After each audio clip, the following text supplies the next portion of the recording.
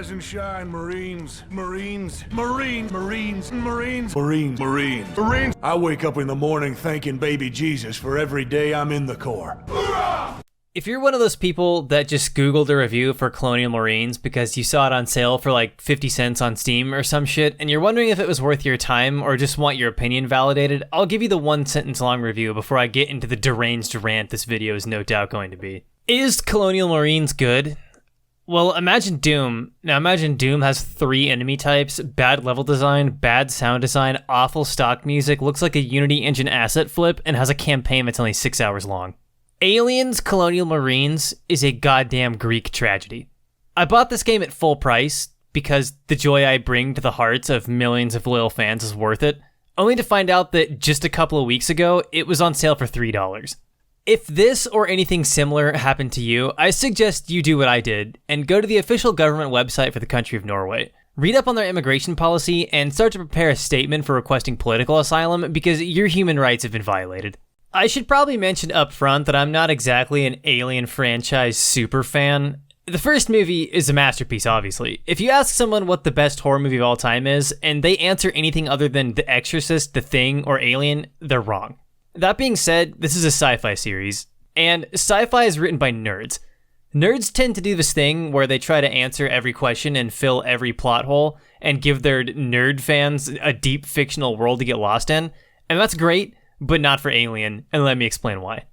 At its core, Alien and its sequels and all the other pieces of media that fit into this franchise are about aliens that explode out of people's chests. When there is an alien clawing its way out of your ribcage, there's a list of acceptable questions to ask, and you'll notice that some key information is left off of this list. I don't need to know where the aliens come from, I don't need to know how their biology works, I don't need to know where this guy came from, and I definitely don't need to know this alien's relationship with that other alien that Arnold body slammed in 1987. Understanding all this information about the xenomorphs makes them less alien, and it just reduces them to a predatory animal, and that shit is lame. The mystery is what made the magic of the first movie possible. And with that, let's get into this absolute mess. This game is a crime, and like all crimes, the correct place to start is, who is responsible for this? Well, it was developed by Gearbox Software, published by Sega, and Fox did whatever they needed to do to get their logo on the box and collect a paycheck. I don't really know what the fuck Fox thought they were doing getting into games. I'm going to assume that a 1,000-year-old vampire on the executive board rounded up the rest of his board members, which I imagine were Rasputin, 2 Wendigos, a reptilian, and a cursed amulet that the voice of Ayn Rand speaks through, and said, alright, listen up boys, we're responsible for the best cable news channel, the best superhero films, and the best animated series of all time. I think it's high time we get our name on the best video game. I'm sure there's some obscure movie rights or copyright or intellectual property bullshit reason that Fox has their stamp on this game, but I'm not going to look it up because I don't care, and neither do you. So this is an absolute Bermuda Triangle of dog ass. Fox is bad, Sega has been putting their name on trash for years, and as far as I can tell, Gearbox Software is a pretty underwhelming developer. They made the Borderlands games, which are pretty good, but the rest of their stuff seems pretty obscure. It's difficult to choose a starting point for criticism of Colonial Marines, but I guess I'll just start with the plethora of random, unfortunate creative choices. First, this game sounds awful. It's widely agreed upon that one of the most important parts of an FPS is high-impact sound design. Here's a couple examples comparing the sound design of some weapons from Colonial Marines to similar weapons from a game with 10 out of 10 sound design.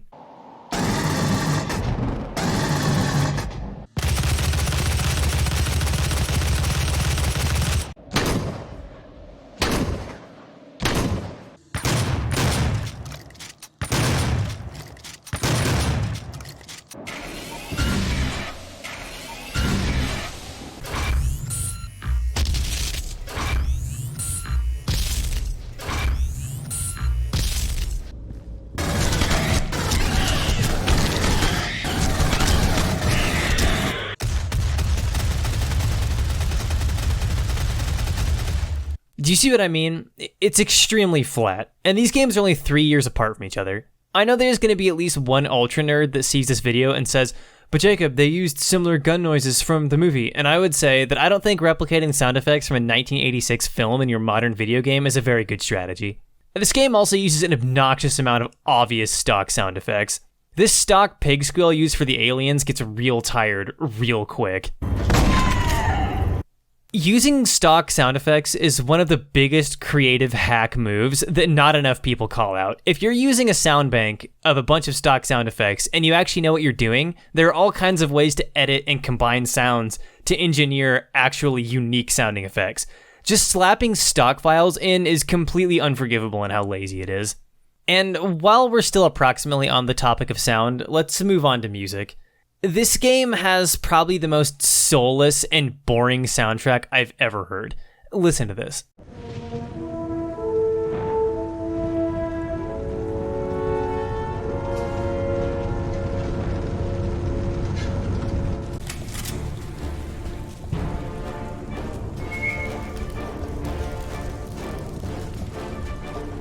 This sounds like the kind of stock orchestra music you would find in a student film or one of those bad CW shows.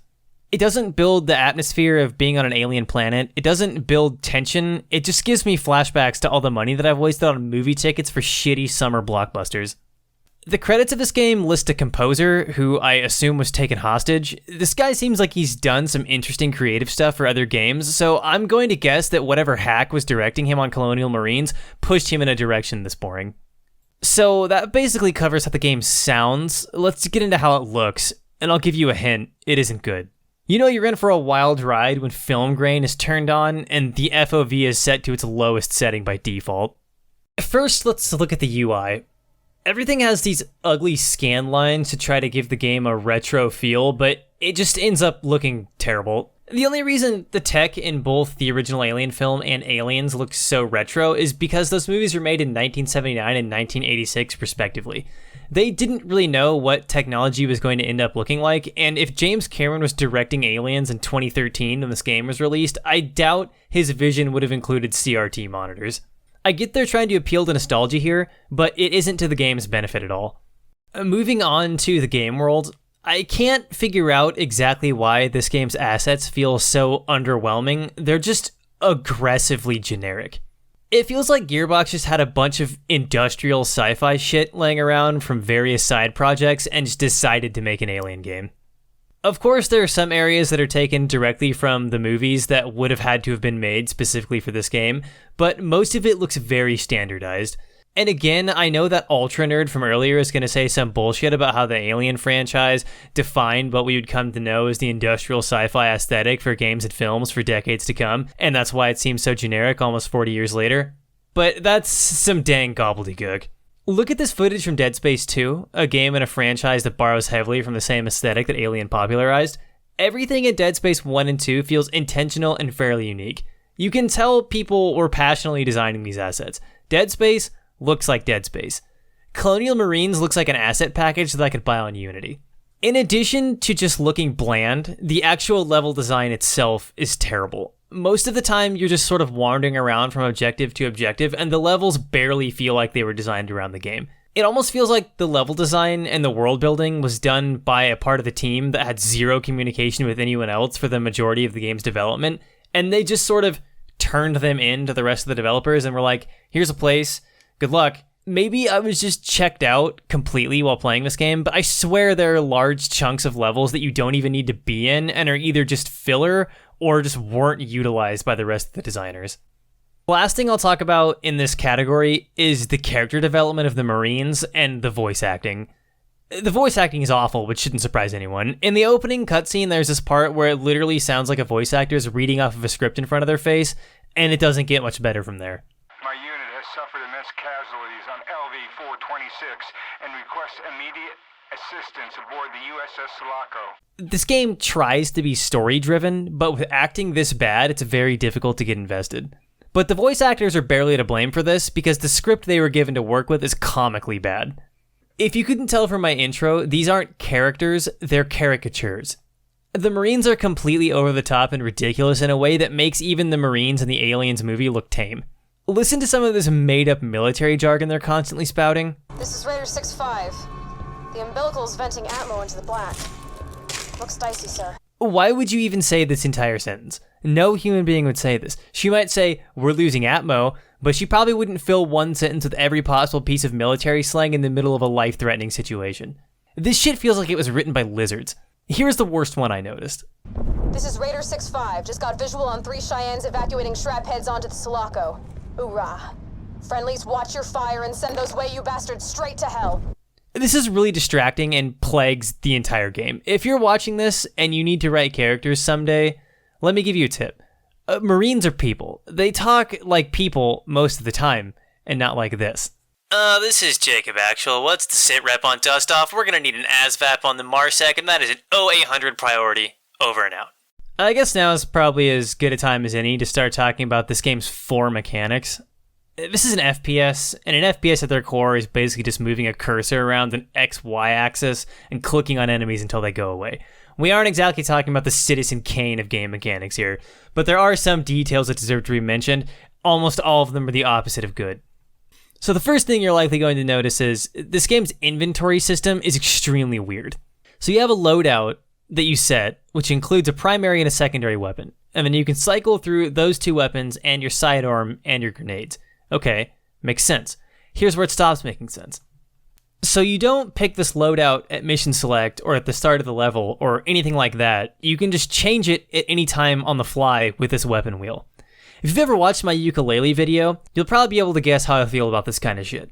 Contradictory design choices in games is one of my biggest pet peeves. It pisses me off almost as much as the phrase pet peeve.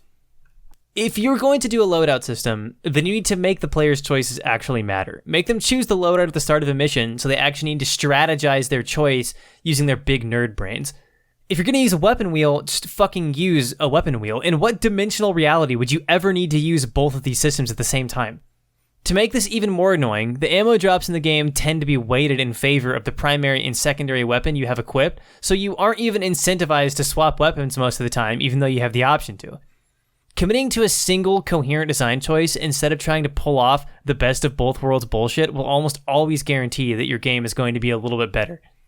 Another thing that you'll probably notice pretty quickly if you're a veteran of this kind of game is that Colonial Marines desperately want to be feared.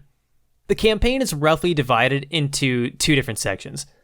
Sections where you're fighting corporate mercenaries and sections where you're fighting Xenos. This is a clear attempt to mirror the pacing of Fear, which swaps between spooky paranormal areas and fighting the clone mercenaries.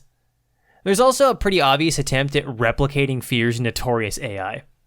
In Fear, the developers designed really tight levels and recorded a truckload of extra dialogue lines to give enemies that made them feel insanely intelligent.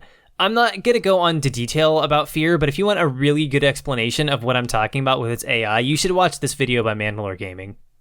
Anyway, when you're playing Colonial Marines, the corporate mercenaries will yell commands at each other and say this and that about the player in an attempt to replicate Fear, but their AI is garbage and the level design isn't even remotely close to being as good, and Colonial Marines doesn't even come close to going the extra mile on voice lines. The only other thing really worth getting into are the various unlockables that exist for no reason. As you progress, you gain ranks, and you gain points with the ranks where you can unlock different weapon upgrades. I have no idea if these carry over into the multiplayer or not, but they don't really seem to matter much and don't really do anything interesting. You can also unlock weapon skins, which I assume were supposed to be for multiplayer. Not surprisingly, walking around with Guy Fieri's assault rifle doesn't really improve the game. Colonial Marines also has a few really bad one-off game mechanics that just sort of pop up and then never reoccur.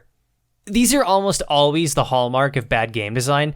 A competent game designer will give the player most of their core mechanics up front and then design the entire game around that. Or if you're playing something like Metroid, the new mechanics are unlocked over the course of the game and are deeply integrated into the game's progression. A bad game designer will just throw a bunch of random bullshit into the game that never comes back up. If you want a masterclass in this kind of stuff, play literally any modern Sonic game and you'll see what I mean. The first one of these that you come across is this stealth area. These aliens are alerted by sound, and if they find you, they'll explode and kill you. So you need to sneak around and turn on loud ventilation fans to lure them away. The problem is once they're alerted, all you need to do is stand still for a second and they fuck off. So this area is basically just a really tedious game of red light, green light. And then this enemy is never used again. The next offender is this boss fight, which might be one of the worst and most broken bosses I've seen in a game recently. This shit makes the bed of chaos look like fine art. So you're fighting this big Xeno in a powerlifter while a bunch of drone aliens are infinitely spawning into the fight.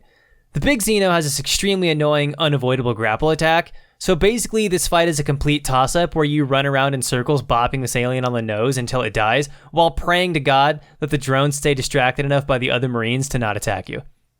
Also, sometimes the big boy clips into the wall, which I'm sure could be exploited. The powerlifter controls feel terrible, nothing about this is good, and luckily the powerloader never shows up again. So, was there anything mechanically interesting about this game? Actually, yes. These smart gun sections showed promise.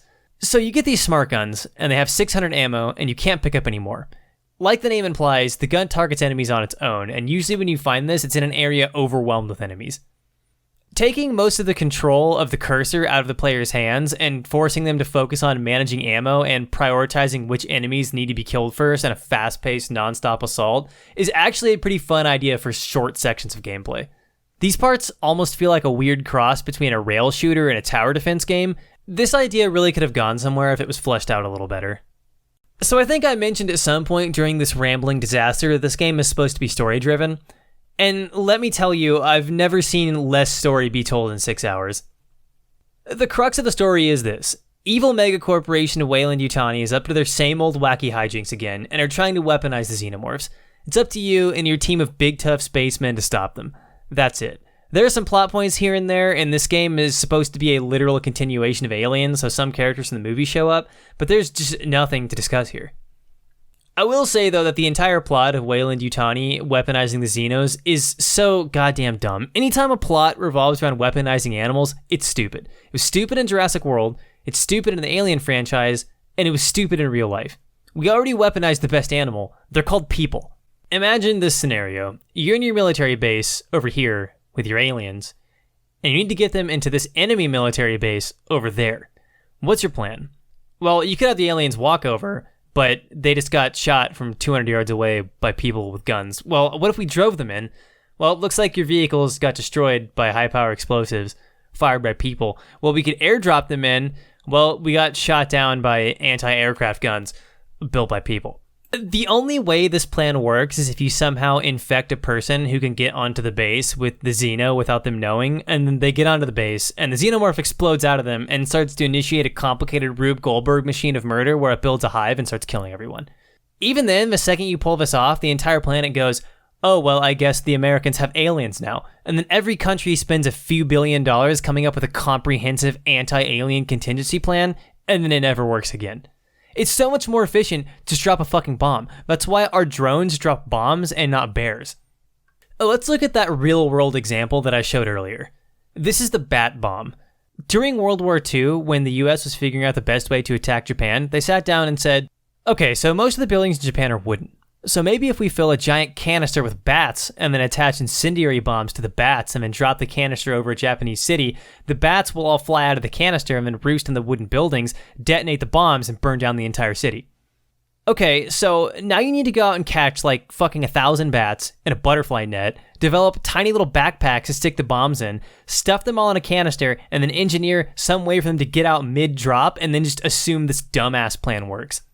And then guess what happened? People who actually knew what the fuck they were doing showed up and said, hey, so we're scrapping the bat thing and just dropping like a bomb, like a really big ass bomb. Like we worked really hard and spent a lot of money on some science and stuff, and really just a huge fuck off bomb seems to be the obvious answer here. So yeah, no bats, just this bomb. Thanks. Weaponizing animals is dumb and has never been good.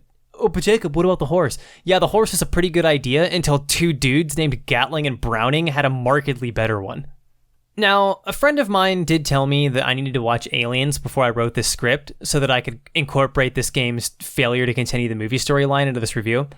Towards the end of the movie, I realized that I spent way too much time crowd testing all those jokes about weaponizing animals and not paying attention to what was going on, and then I had an epiphany. It doesn't matter what was going on. Because the biggest failure of Colonial Marines attempting to continue the storyline of Aliens is the simple fact that it was even an attempt in the first place. This game would have been served so much better if it was just developed as a standalone with its own story, its own locations, and its own characters, instead of trying to ride off the coattails of a movie, which is almost always a complete and total disaster. Well, that more or less covers the single-player campaign, which means that basically covers the game. Now, that may be unfair, because clearly this game was developed largely with multiplayer in mind, but I'm going to assume that this game's multiplayer isn't exactly a timeless classic. Don't buy Colonial Marines. Even if it's on sale for $3, this is a waste of your finite time. Now, if you'll excuse me, I need to get back on the phone with Norwegian Customs. Thanks for watching, and I'll see you in the next video.